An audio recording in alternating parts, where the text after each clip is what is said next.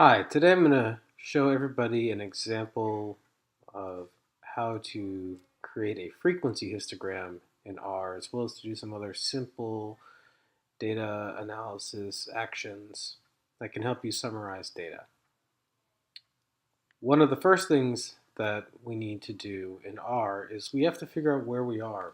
So even though it looks like I'm at a blank screen, R thinks I'm actually in a directory somewhere in my computer.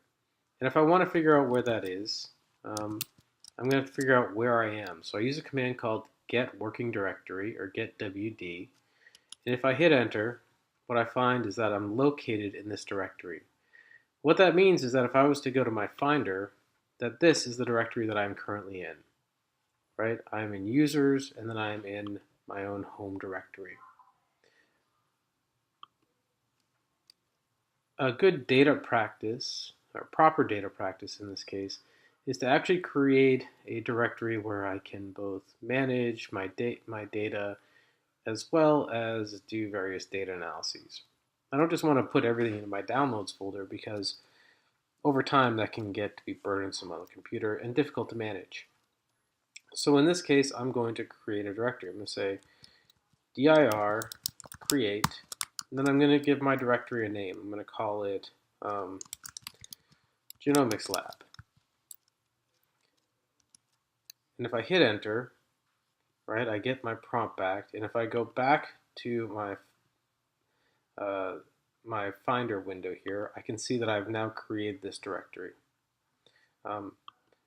If I then want to move my data into this directory, I can go to my downloads, I can find my data file, right, and I can move it to my new directory.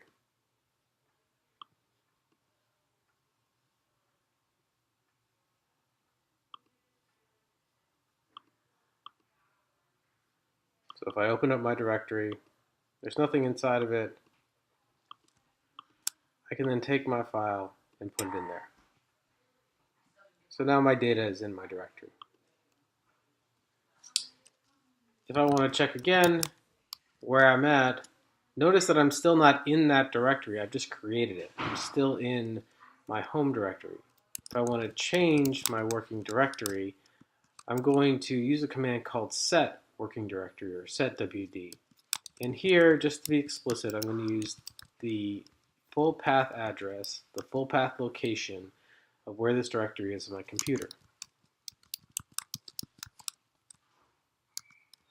And so here I'm going to go from this directory to this directory.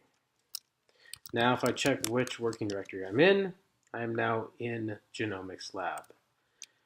Now that I'm in Genomics Lab, I can import this data right here. And so I'm going to import that data into a data object called data. And it's currently in table format. So I'm going to use a command called read table. And I'm going to import in this file. Notice that I got this kind of drop-down list, and how I got that list was I hit the tab button, and it'll tell me all the files in my directory that start with all. And so I select the one that I want, and now if I hit enter, it'll import in all that data. It's going to take a second to do this. Notice that I can't really do anything until I get a new prompt. This is quite a bit of data, so I get the little rainbow spinning wheel. It's about 900,000 lines of data, so it's a very big data file. Importing the data took a few seconds, depending on your computer, it might take less or more time. And now I'll be able to do things to this data. So if I just wanted to see what was in the data, I could use a command called head, which just prints out the first few lines of that data. And what I see is that there's two columns of this data.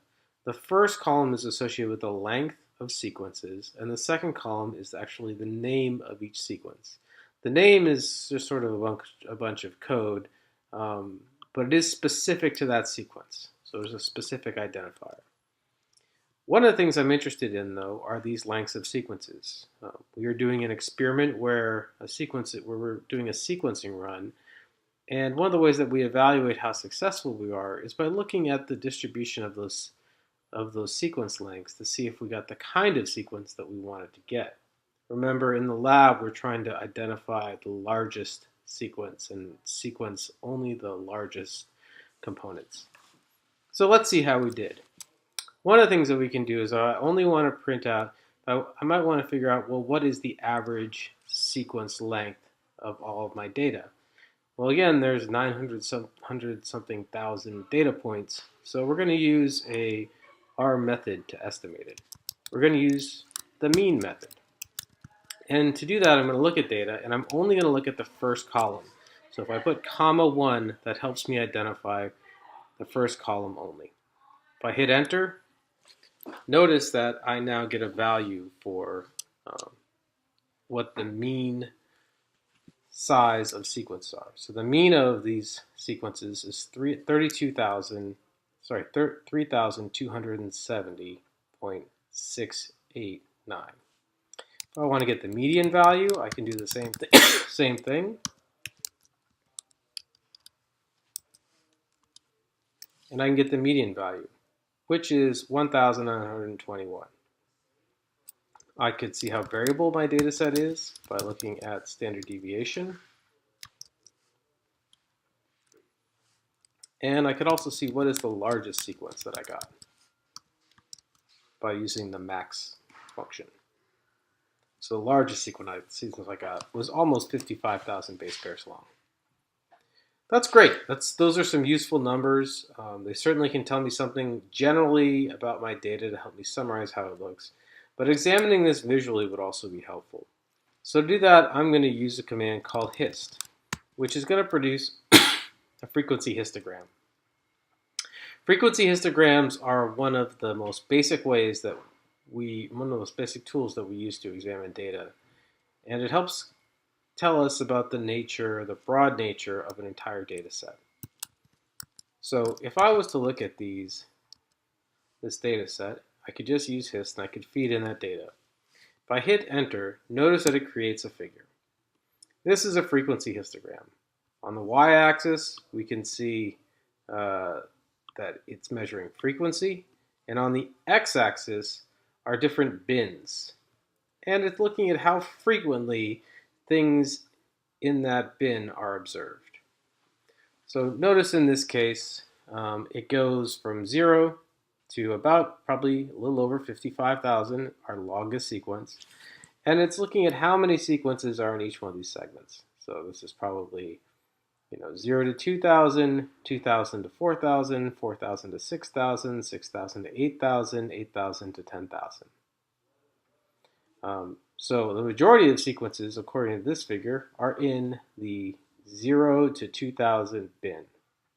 Now, this may or may not be the most informative way to think about data. This is just sort of the default way that we're looking at it. So let's play with some of the parameters to make it look a little bit more palatable to us. First, this is not a very good title. In fact, we very rarely actually use these titles, so we might want to get rid of that. In order to do that, we'll use an option called main and just set it to nothing. And if we do that, notice the title disappears. Next, we might want to get rid of, change the color of our histogram. So in this case, we can use our previous command, but just add that the color is going to be equal to blue. So notice now the color is equal to blue. It sort of pops a little bit more. I like blue. Just a shortcut here, if I just hit the up arrow, I can bring back my previous command. So in this case, if I hit the up arrow, I can see my previous command in my history. If I hit the down arrow, I'll be back to my normal prompt. But here I'm just going to add another command. Instead of data, comma 1, I actually want to give it a better name than that. So let's make this a little bit prettier. So I'm going to call this sequence length. So slowly we can see that this figure is getting a little bit easier, maybe more informative to look at. One thing I can do is I can change how many of these bars there are on this bar graph. So what I do is actually change the number of bins that it's counting. So in this case, in order to do that, I use a command called breaks, and I can change the number of breaks that are in there. So I can go up. I think typically there are about 100 breaks. So if I go to 500 breaks, notice that now it looks a little bit different. I can almost see a little peak here. I'm still zoomed out pretty far, so it's kind of hard to make sense of these numbers. But I can definitely notice there's a slight difference in shape. One thing I can do to zoom in on this difference is to change the x-axis that I'm looking at. So in this case, I can set a limit on the x-axis, and I can say we're going to go from 0 to, let's say, 2,000. So if I do this and zoom in, now I can see that there's a bunch of, there's not a lot of sequence sort of in the 0 case, which I wasn't able to see when I had less breaks, but that there still seems to be quite a bit of smaller sequence. Notice that I'm missing a lot of this tail here, so it may not be as informative a figure as I might like to build. So I'm going to play with this limit just a little bit further and say bring it up to 10,000. And this looks like a nice frequency distribution. Yes, I don't have the entire piece of the tail, but here I'm seeing the majority of the data and how it looks. And it helps you to interpret this. So how would I interpret this figure? I would probably want to comment on the relative frequency of things that are small versus things that are large, and whether or not these patterns of frequency match up with what my expectations were from the other data that we used in the experiment, from the gel, from what our goals were for the experiment. Is this match our expectation? So this figure can then be saved. If I go into File, I can save as, and I can save this plot. We'll call it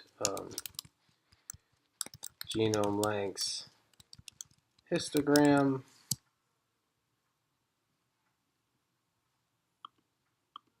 And if I go back here, I can find GenoLabs. I can save the file. It's going to save it as a PDF. And then if I go back into that directory, I can now see there's my genome lengths, and there is my histogram file. And now I could take that file and paste it into a Microsoft Word document or whatever you'd like to do with it. So that's how you would build a histogram using R and also generate some other estimates of these summary statistics.